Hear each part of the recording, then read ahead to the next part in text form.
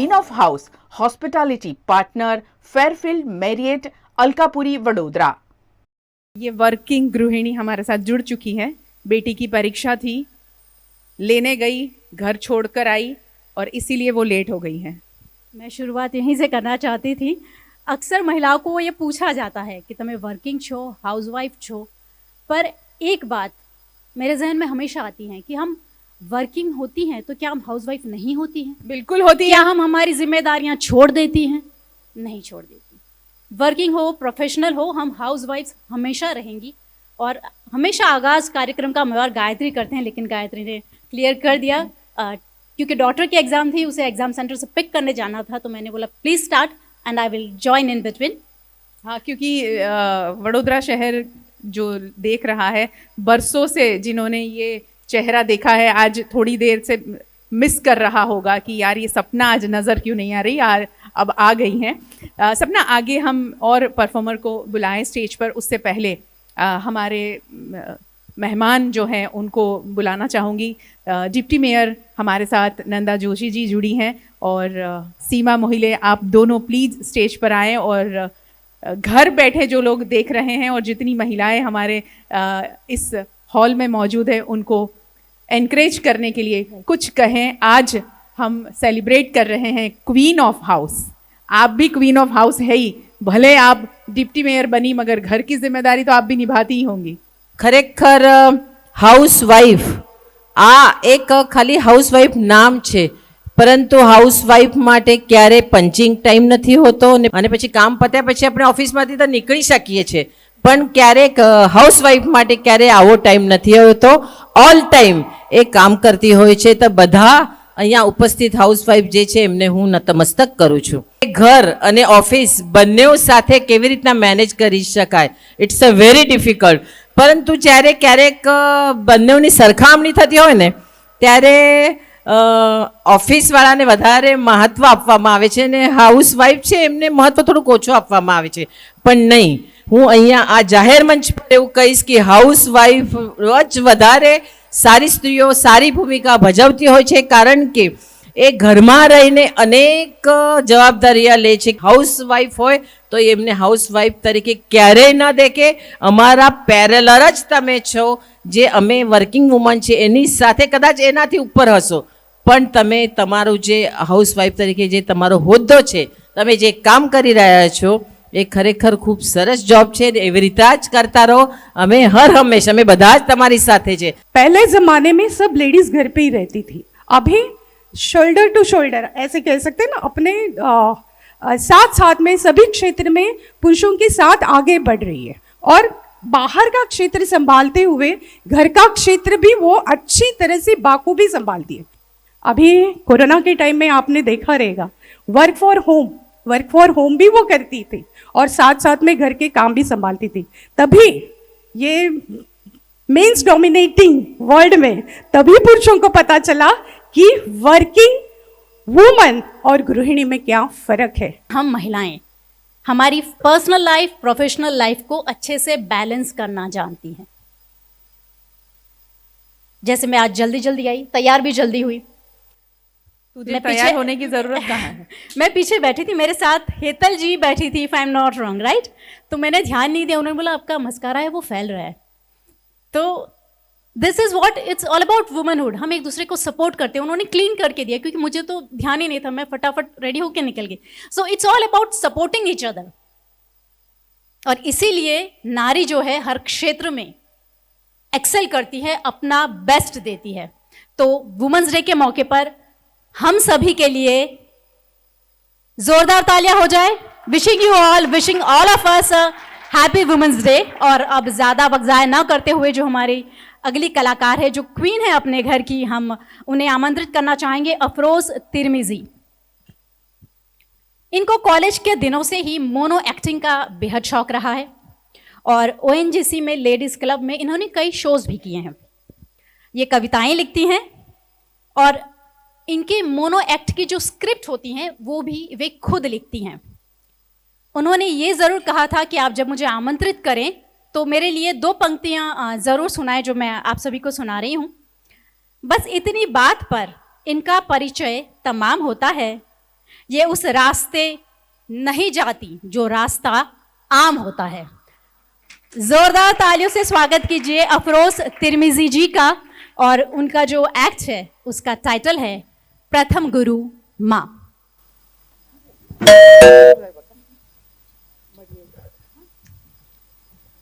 सजना है मुझे सजना के लिए।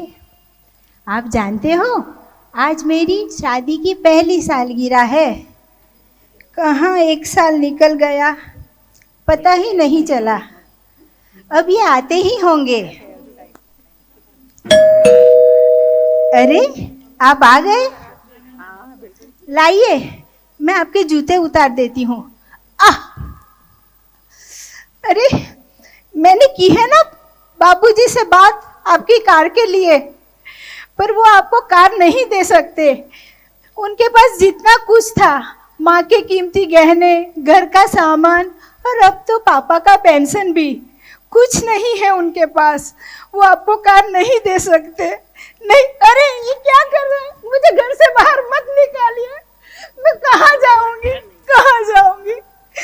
मुझे मत निकालिए।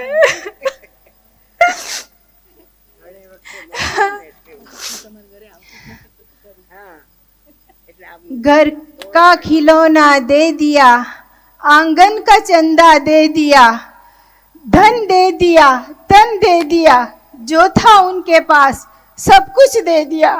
फिर भी ये मुझसे पूछते हैं तेरे बाप ने दहेज में क्या दिया? हे भगवान, अब मैं कहाँ जाऊं? मेरे पास अब कोई और चारा नहीं है।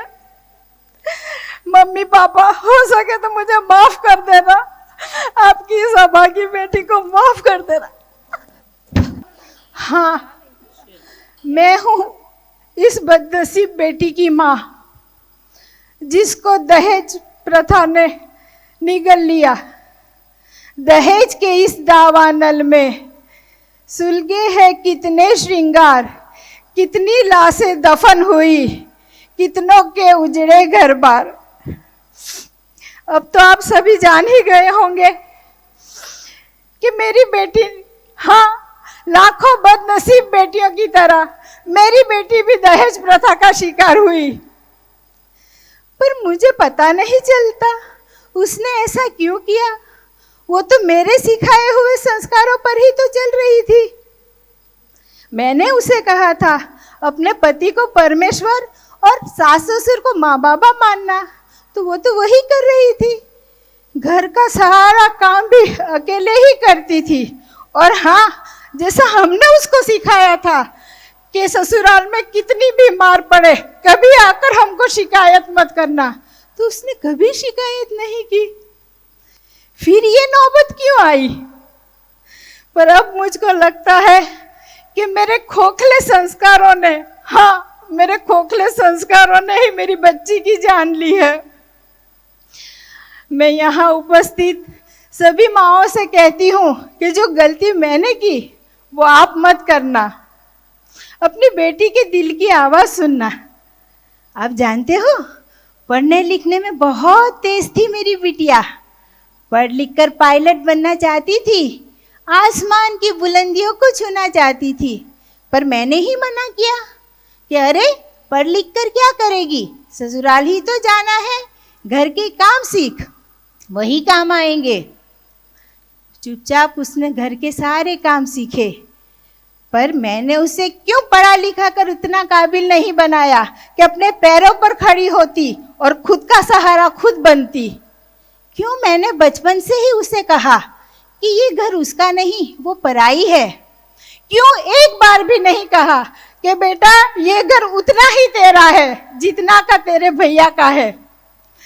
क्यों मैं हर बार उसे एहसास दिलाती रही कि ये घर तेरा नहीं, ये घर तेरा नहीं? शादी के बाद तो जैसे मैंने उसे पराया ही कर दिया। जब भी वो ससुराल से मायके आती तो थोड़े ही दिन में मैं कहती, बेटा अब घर जा, तेरे घर वालों को तेरी ज़रूरत होगी। पर क्यों कभी उसके सर पर हाथ फेर कर ये नहीं कहा कि बेटा तुझे कोई तकलीफ है, मैं तेरे काम आ सकती हूँ? क्यों मैं उसकी फीकी हंसी के पीछे छुपे दर्द को नहीं समझ पाई। मैं तो माँ थी ना, फिर भी उसको हमेशा एहसास दिलाया कि ये घर उसका नहीं है। और जब विदा होती थी तब मैंने कहा कि अब ससुराल से मायके अर्थी पर ही आना। तो लो आ गई अर्थी पर। बेटा मैं ही तेरी गुनहगार हूँ, मुझे माफ कर देना।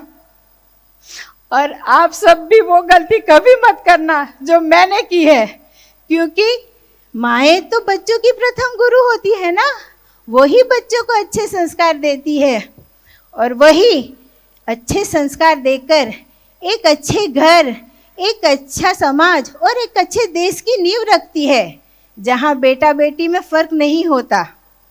और मैं तो अपने अनुभव से कहती हूँ कि नाज जिन्हें था बेटों पर और बोझ लगी थी बेटियाँ, नाज जिन्हें था बेटों पर और बोझ लगी थी बेटियाँ, बेटों की सब मांगे पूरी और तरस रही थी बेटियाँ।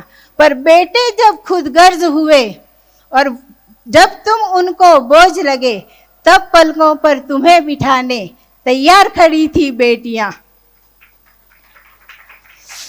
तो ऐसी बेटियां जो बरसते बारिश में भी अपने माँ बाबा के आंसू को पहचान सकती है, उनको हमेशा प्यार से रखना, उनका आत्मविश्वास बढ़ाना और उन्हें कहना कि बेटा तू अकेली नहीं, हम हैं तेरे लिए। उसको ये कहना कि अन्याय का सामना करना, तू अब अन्याय का सामना करना और उसकी हिम्मत बढ़ाना। आप उनसे कहना कि आवाज नहीं तू शस्त्र उठा, अश्रु नहीं तू आंख दिखा, पैरों के तले जो रौंदे तुझे उसको करके तू खाक दिखा, उसको करके तू खाक दिखा। तभी आत्मविश्वास से भरी बेटियां कहेगी कि हाँ मैं धरती की धरा हूँ, अंबर का आसमान हूँ, धरती की धरा हूँ, अंबर का आसमान हूँ। हाँ बेटी हूँ तो क्या हुआ, मैं हर घर की आन बान और शान हूँ, मैं हर घर की आन बान और शान हूँ। ये विडंबना केवल एक माँ की नहीं थी, समाज में आज भी कई जगह पर बेटियों को, नारियों को अपने सम्मान के लिए, अपने हक के लिए लड़ना पड़ता है, जो बेहद दुख की बात है। बेटियों को हम सिखाते हैं कि अपने हर रिश्ते को बखूबी निभाएं, प्यार से निभाएं, लेकिन अपनी बेटियों को ये भी सिखाएं कि अपनी जिंदगी का स्टीयरिंग व्हील हमेशा अपने हाथ में रखें। रिश्तों को बचाने के लिए अगर झुकना पड़े तो झुक जाओ, रिश्तों को बचाने के लिए अगर झुकना पड़े तो झुक जाओ, लेकिन बार बार अगर तुम्हें ही झुकना पड़े तो रुक जाओ। जब बात औरत के सम्मान की आती है तो सबसे पहले आता है। क्या कहती हो गायत्री? सही है। और उसके लिए एक ही बात जहन में बार बार मुझे आती है कि एक महिला की दोस्त बनी रहे तो ये परेशानियां सभी जड़ मूल से हम उसे मिटा पाएं। और उसी से जुड़ी हुई 2 लाइन्स मैं बताना चाहूँगी, फिर हमारे नेक्स्ट परफॉर्मर को हम बुलाएंगे। आज सुबह मुझे भगवान मिले, आज सुबह मुझे भगवान मिले और उनकी मुलाकात में मैं तो उनको निहारती रही और उन्होंने मुझे पूछा क्या चाहिए, तो मैंने कहा एक अच्छी दोस्त दे दे जो सुंदर दिखने में नहीं, सुंदर बातों में हो। आंखें सुंदर नहीं होगी तो चलेगा, आंखों को पढ़ने वाली हो, ऐसी दोस्त दे दे। इसीलिए हम सब एक दोस्त बनकर रहें, हर एक महिला दूसरी महिला की दोस्त बनी रहे। तो मुझे लगता है कि ऐसे जो स्क्रिप्ट लिखने की, ऐसे मोनो एक्टिंग की ज़रूरत नहीं होगी, सिर्फ ज़रूरत होगी इन्जॉयमेंट की, अच्छी बातों की, पॉजिटिव बातें शेयर करने की। हमारी जो अगली क्वीन है, क्वीन ऑफ हाउस, वो है हर्षा मेहता। इनके बारे में मैं बता दूं कि कोविड के दौरान इनके लंग्स जो हैं वो इन्फेक्ट हो गए थे। 10 महीने तक वो बेड पे थी, उन्हें ऑक्सीजन पर भी रखा गया, लेकिन इनका जो पैशन है गायकी को लेकर, संगीत को लेकर, वो इतना प्रबल है कि शी डिड ओवरकम। और उन्होंने कहा कि इस प्रोग्राम में, VNMGV का जो प्रोग्राम है, उसमें मैं ज़रूर पार्टिसिपेट करूँगी। गाने का इन्हें बेहद शौक़ है। अपने मजबूत मनोबल के चलते आज वो हमारे बीच है। सबसे पहले तो विशिंग यू गुड हेल्थ। आपकी रिकवरी के लिए जोरदार तालियों से स्वागत कीजिए हर्षा मेहता जी का। Thank you, VNM. And happy Women's Day, all of you.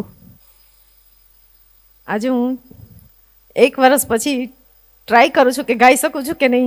99% મારા ફેફસા ખરાબ થઈ ગયા હતા. ડૉક્ટરે હાથ ઊંચા કરી દીધા હતા. હું અહીંયા ઊભી છું તે જ એક મોટો ચમત્કાર છે. Thank you. कुछ दिल ने कहा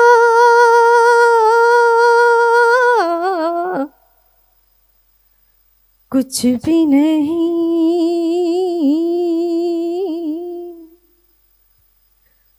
ऐसे भी बातें होती है, ऐसे भी बातें होती हैं, कुछ दिल ने सुना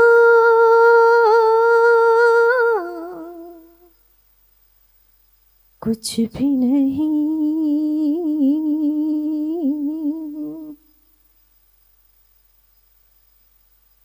लेता है दिल अंगड़ाइयाँ,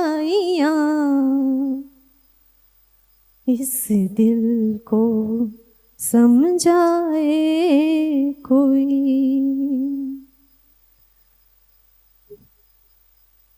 अरमान आँखें खोल दे,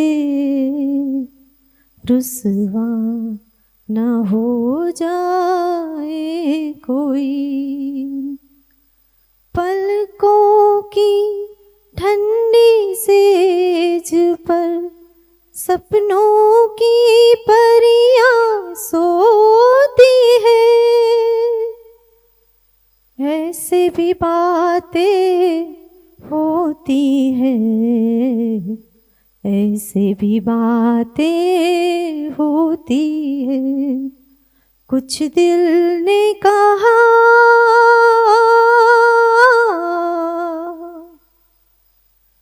कुछ भी नहीं,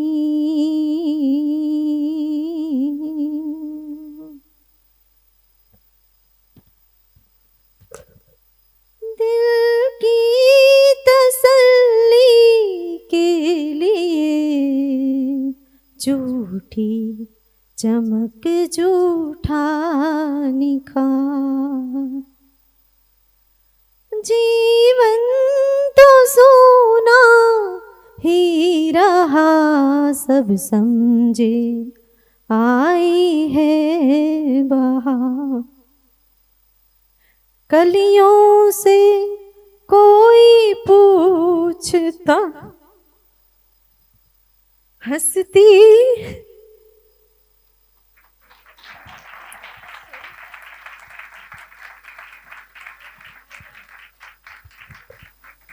बहुत ही खूबसूरत। अरे आप रो क्यों रही है? आपका स्ट्रॉन्ग विल पावर है। आपने कहा 1 साल के बाद आज आप यहाँ खड़ी है। जोरदार तालियां हो जाए हर्षा जी के लिए, इनके विल पावर के लिए। आपने सुना देखा भी कि गाते गाते इनकी सांस फूल रही थी, वो रुक रही थी बिल्कुल, क्योंकि अभी तक रिकवरी जो है वो कंप्लीट हुई नहीं है। Wishing you a speedy recovery. लेकिन इनके लिए जोरदार तालियां। बेहद खूबसूरत गाया आपने। शुक्रिया हमारे शो का हिस्सा बनने के लिए। क्या आप वडोदरा में रहने, खाने और इवेंट प्लानिंग के लिए किसी अच्छे लोकेशन की तलाश में हैं? तो आपकी तलाश अब खत्म। वडोदरा की होटल फेयरफील्ड बाय मैरियट पर अलकापुरी प्राइम लोकेशन पर बनी फेयरफील्ड बाय मैरियट में है 96 रूम्स और स्यूट्स। आपके स्टे को बनाते हैं कंफर्टेबल, जिम और फ्री वाईफाई की सुविधा भी। वेडिंग, पार्टीज, कॉर्पोरेट मीटिंग्स या कोई भी इवेंट के लिए है 200 की कैपेसिटी का शानदार बैंक्वेट हॉल, एवी फैसिलिटी और कस्टमाइज्ड कैटरिंग भी। फेयरफील्ड बाय मैरियट के बेहद खास रेस्टोरेंट में रोज सुबह गर्मा गर्म बूफे ब्रंच के साथ लंच और डिनर के लजीज जायके। Fairfield by Marriott, RC Dutt road, Alkapuri, Vadodara. जो हमारी अगली क्वीन है वो है अवनी दीवान जी। इन्हें भी गायकी का शौक है। ये राजकोट से हैं, जहाँ पे इन्होंने क्लासिकल की शिक्षा ली। साथ ही राजकोट आकाशवाणी में अपनी गायकी से इन्होंने अपनी प्रतिभा का जादू जो है वो बिखेरा है और वडोदरा में पिछले 15 सालों से विविध नवरात्रि के जो ग्रुप हैं उनके साथ भी ये गाती रही हैं। ज़ोरदार तालियों से स्वागत कीजिए अवनी दीवान जी का, प्लीज़। मैंने इन्हें पूछा शैल आई हेल्प यू, कहना नहीं चाहिए, उन्होंने कहा 72 है। Age is just a number when you look at her. Wonderful wonderful, splendid splendid. વીએનએમનો ઘણો ઘણો આભાર, આ પ્રકારની બધાને એક તક સરસ આપી અને એક સુંદર માહોલ રચાઈ ગયો છે। હું આમ તો લગભગ 49 વર્ષથી આમ બાળપણથી સંગીત સાથે જોડાયેલી કહેવાઉં। ગરબા ગ્રાઉન્ડ પર ગાતી ઘણા વર્ષો,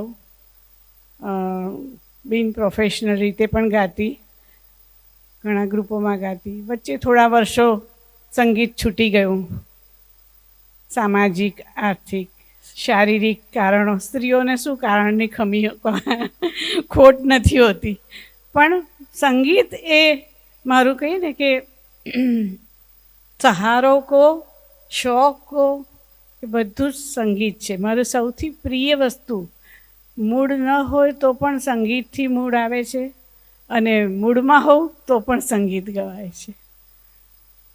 આજે હું એક ગુજરાતી ગીત ગાઉં છું, નંદકુમાર પાઠકનું। આ ફાગણ છે તો ફાગણને લગતું હું એક ગીત રજૂ કરું। એક બાજુ તારો મીજા, એક બાજુ તારો મિજાજ મારા રંગરાજ, બીજી કોર ફાગણનો તો હું તો લાજુડી, એ હું તો લાજુડી મૂંઝાણી લાડ મારે, હું તો લાજુડી મૂંઝાણી લાડમાં। એક બાજુ તારો મિજાજ મારા રંગરાજ, બીજી કોર ફાગણનો તો હું તો લાજુડી, એ હું તો લાજુડી મૂંઝાણી લાડ મારે, હું તો લાજુડી મૂંઝાણી લાડમાં।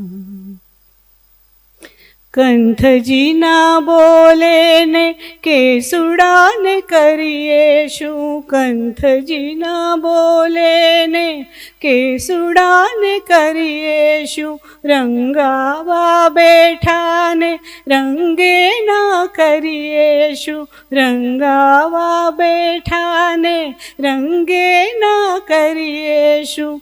એક બાજુ હૈયાને હડસેલો વાલનો, એક બાજુ હૈયાનો હડસેલો વાલનો, બીજી કોર કોયલના કે મારા વેરાઈ, हो मारा वेराई वेण गया मौन मारे, मारा वेराई वेण गया मौन मां। एक बाजू तारो मिजाज,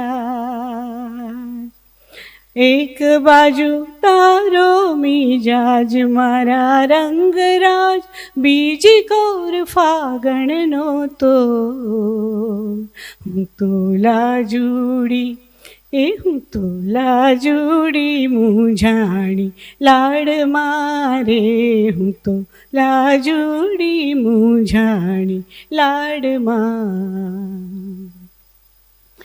हो हो हो हो फागणियो फोरे ने वालम जी डोले रे, फागणियो फोरे ने वालम जी डोले रे, रंगराज मारो ए धरती नो सोहे रे, रंगराज मारो ए धरती नो सोहे रे।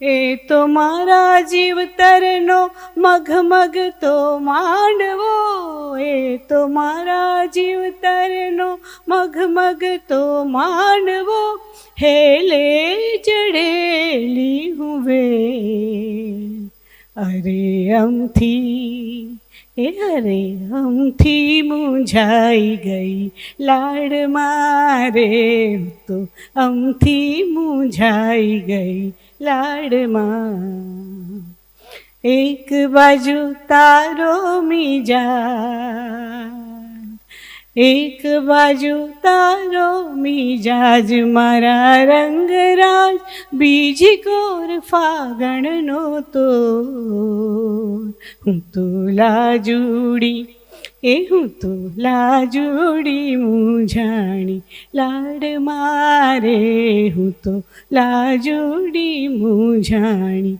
લાડમાં લાડમાં લાડમાં. એક વાંધો એક જ હતો વર્ષો પહેલાં, જે પછી હવે તો પરવા નથી કરતી. શરૂઆતમાં એમ પૂછતા હસબન્ડના બોસ હોય કે ઘેર આવ્યા હોય કે કોઈ બીજા હોય કે શું કરો છો, તો એનો જવાબ કંઈ નહીં, ગૃહિણી હોય એટલે કંઈ નહીં. એમ નહોતું કહેવાતું હું ગાઉં છું, હું આમ કરું છું, હું ઘર બહુ સુંદર રાખું છું, કંઈ નહીં એમ કહેતા મને બહુ જ ચીડ ચડતી હતી. પણ પછી થોડા વર્ષો પછી ફગાવી દીધું. એ કંઈ નહીં ની ચીડ મેં फगावी दी थी. अवनी जी द्वारा बेहद ही सुंदर प्रस्तुति. हम एंकर्स का प्रॉब्लम है, जब माइक हाथ में आता है तो ऐसा लगता है कि बोलते जाए, क्योंकि इतने सारे विचार अंदर उथल पुथल हो चल रही होती है. लेकिन समय की मर्यादा है, इसलिए वक्त ज़ाया ना करते हुए जो हमारी अगली क्वीन है रोशनी विजय जी, उन्हें मैं आमंत्रित करना चाहूँगी. इन्हें कविताएँ लिखने का शौक़ है. ये इंग्लिश और हिंदी में कविताएँ लिखती हैं, ब्लॉग्स भी लिखती हैं. यूट्यूब चैनल पर हम इनकी कविताएँ देख सकते हैं, सुन सकते हैं. आप हैप्पीनेस, रिलेशनशिप, मदरहुड, वुमनहुड जैसे विषयों पर कविताएं लिखती हैं और चाइल्ड केयर के प्रति भी जागरूकता बढ़ाते हुए ये सेमिनार का आयोजन भी करती है. जोरदार ताली से स्वागत कीजिए रोशनी विजय जी का. Thank you. उम्र 35 वर्ष અને ઓક્યુપેશન ગૃહિણી. આ ઇન્ટ્રોડક્શનની જે બે બાબત છે એમાં લગભગ એ બંને બોલતી વખતે ઘણી બધી સ્ત્રીઓને શરમ આવતી હોય છે. એક તો ઉંમર અને ઓક્યુપેશનમાં ગૃહિણી. પણ મને બંને બાબત માટે બહુ જ પ્રાઉડ છે. આજની મારી જે કવિતા છે એમાં મારે એવું કહેવું છે કે આપણા દેશની જો હિસ્ટ્રી જોઈશું તેમાં સ્ત્રી ઓલરેડી એમ્પાવર્ડ છે. તમે રાણી લક્ષ્મીબાઈ જુઓ, તમે અનસુયા જુઓ, તમે સુકન્યાની કથા જુઓ, તો હવેની કેમ ભૂલી ગઈ છે? આપણને વુમન્સ ડેની જરૂર કેમ પડી? કારણ કે આપણે અત્યારની સ્ત્રીએ પોતે જ ભૂલી ગઈ છે કે એનામાં કઈ શક્તિ છે. તો એની માટેની કવિતા છે કે તું સ્ત્રી છે, તું તારામાં જ પૂર્ણ છે. તું પૂર્ણતા અનુભવવા તને બીજાના પ્રમાણપત્રોની જરૂર જ નથી. શક્યતાઓનું એક આખું અજાયબ વિશ્વ છે. તું તારું મહત્વ ઉજવવા કોઈ એક દિવસની જરૂર જ નથી. ઘરમાં તારા ઉઠવાથી જ તો દિવસ થાય છે ને તારા ઊંઘવાથી જ રાત થાય. એ હૂંફ છે તું. તારા વજન, ઉંમર કે કમાણીના આંકડાઓની ચિંતા કરવાની તારે જરૂર જ નથી. આ દુનિયાના સરવાળા બાદબાકીને સંતુલિત રાખતું ગણિત છે તું. કોઈ સાથ આપે તો જ હું મૂલ્યવાન. એ ભ્રમના ભારની તને જરૂર જ નથી. આ વિશ્વને વધુ જીવવા લાયક સ્થળ બનાવતો મસ્ત મજાનો આનંદ મેળો છે તું. પહેલા પિતાના ઘરે, પછી પતિના ઘરે ને પછી દીકરાના ઘરે, તો મારું ઘર કયું? આ દુઃખ કરવાની તારે જરૂર જ નથી. કારણ કે આ માનવજાતના ભવિષ્યને 9 મહિના પોષનારું ઘર છે તું. તારી સુંદરતા અને સક્ષમતાને બીજાના નજરોથી આંકવાની તારે જરૂર જ નથી. ભીતર ઝાંખીશ તો ગૌરવવંતી અંબા અને મોહક લક્ષ્મી છે તું. હું તો બિચારી સાદી છું, મારાથી શું થવાનું, એમ માનવાની ભૂલ કરવાની જરૂર જ નથી. તું તો કુદરતનો કોમળ કમાલ અને જો જરૂર પડે તો બંડખોર બબાલ છે તું. તારે કોઈથી પોતાને ઓછી આંકવાની જરૂર જ નથી ને કોઈથી શ્રેષ્ઠ દેખાવાની તો સહેજે જરૂર નથી. બસ તું ખુદને જીવી જાણે બસ તું ખુદને જીતી જાણે તો ખુદને એક અત્યંત આકર્ષક કમાલ છે તું. Thank you. कितनी खूबसूरती से इन्होंने नारी की जो परिभाषा है वो हमें सुनाई. जो हमारी अगली क्वीन है वो है निर्जरी मेहता. इन्हें लिखने का शौक है. ये कविताएं लिखती हैं, लेख लिखती हैं, कहानियां लिखती हैं. इनकी 6 पुस्तकें पब्लिश हो चुकी हैं और कई अवार्ड से इन्हें सम्मानित भी किया गया है. और इनकी ये जो कला है ये उन्हें विरासत में उनके पिताजी साहित्यकार हसित बुच जी से मिली है. जोरदार तालियों से स्वागत कीजिए निर्जरी मेहता जी का.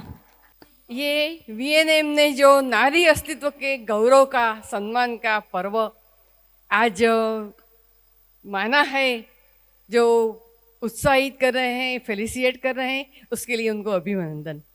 और नारी हम सभी 20वीं सदी के उत्तरार्ध और 21वीं सदी के पूर्वार्ध में बहुत अच्छी तरह से झूम रहे हैं.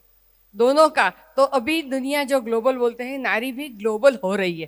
काफ़ी चीज़ें एक पुराने जमाने जैसी भी है अस्तित्व में है और दूसरी आकाश को छूने की तमन्ना भी है.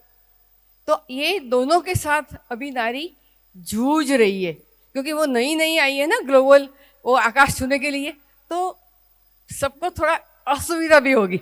आज मेरा काव्य है मत्स्यवेद. अर्जुन ने मत्स्यवेद किया था. हम तो अर्जुनिका बोल सकते हैं हम लोग अपने को. तो ये अर्जुनिका की बात है, जरा गौर से सुनिए. मत्स्यवेद 20वीं और 21वीं सदी के काल तराजू के 2 पलड़े.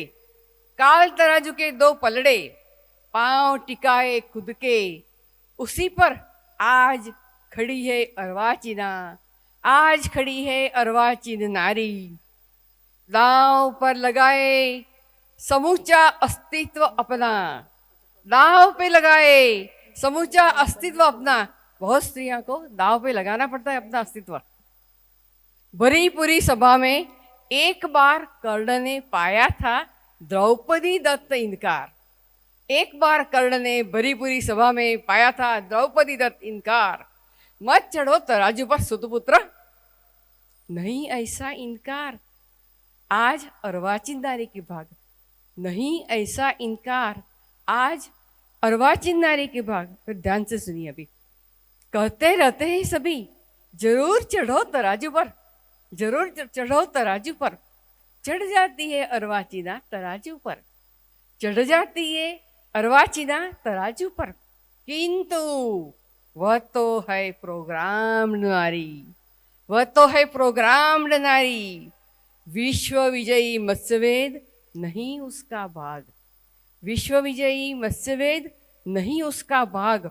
यहाँ वहाँ हिलडुल कर, यहाँ वहाँ हिलडुल कर. नाप तोल पलड़े तराजू के. नाप तोल पलड़े तराजू के. उसे तो लगाना है अंदाज. उसे तो लगाना है अंदाज. तराजू की ताकत का, तराजू की हैसियत का. और अंततः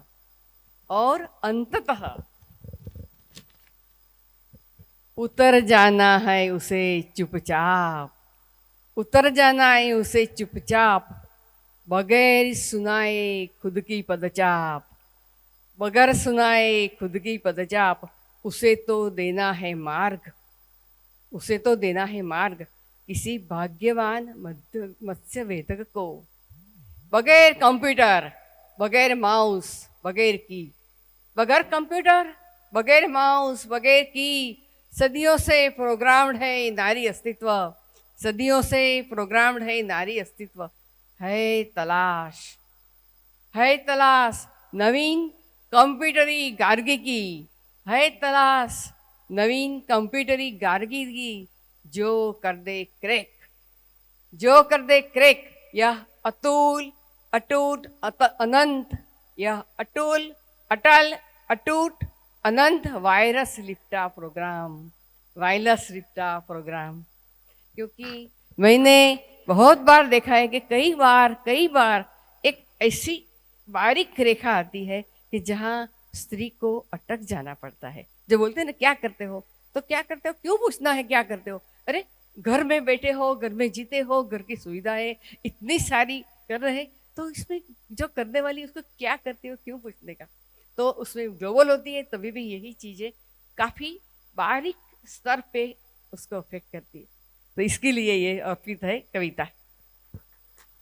शुक्रिया निर्जरी जी, जोरदार तालियां निर्जरी जी की प्रस्तुति के लिए। नारी के बारे में हमने कई सारे अलग अलग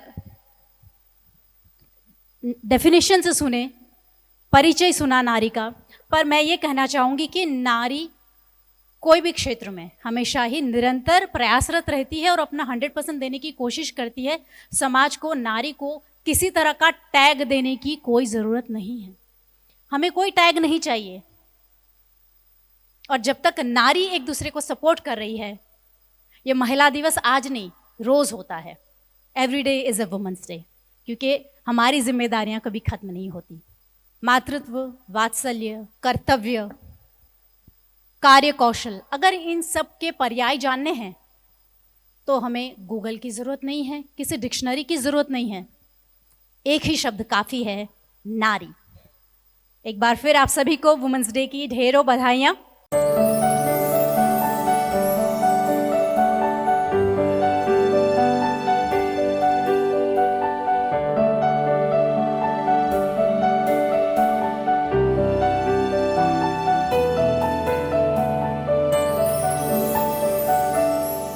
queen of house hospitality partner Fairfield Marriott Alkapuri Vadodara.